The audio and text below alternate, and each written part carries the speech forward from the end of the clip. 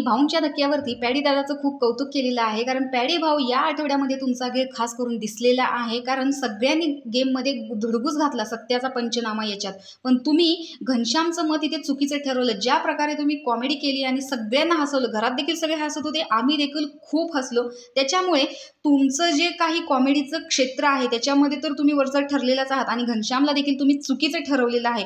आणि ज्या वेळेस ॲक्टिंगवरून तुम्हाला जान्हवी बोलली ना की ओव्हर ॲक्टिंग करून दमली आणि घरात पण तेच करतायत, तुम्ही एकदम चिलमध्ये घेतलं, कसल्याही प्रकारचा तमाशा केला नाही, एकदम शांत राहिलात. आणि ज्यावेळेस तिने माफी मागितली त्यावेळेस देखील तुम्ही तिला खूप इझिली माफ देखील करून टाकलं.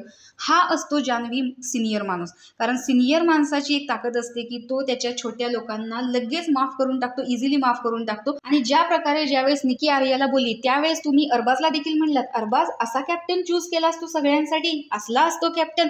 तर या गोष्टींमुळे तुम्ही एक स्वतःचा स्टँड घ्यायला शिकलेला आहात. आणि तुम्हाला जे मी म्हणलेलं होतं की तुम्ही बघ्याची भूमिका घेता, एक पाहुणा पाठवलेला आहे, तर आता बघ्याची भूमिका संपलेली आहे आणि आता खेळाडूची भूमिका चालू झालेली आहे, हे आता कुठेतरी दिसतंय. आणि त्याच्यासाठी मला खरंच खूप आनंद झाला असं इकडे रितेश भाऊ सांगतायत. आता खरोखरच सगळ्यांच्या विरोधात जाऊन स्टँड घेताना दिसताय, स्वतःचा मुद्दा मांडताना दिसताय, स्वतःचं एक मत व्यक्त करताय आणि त्यामुळेच आता प्रेक्षकांच्या मनात तुमची जागा देखील होताना दिसते.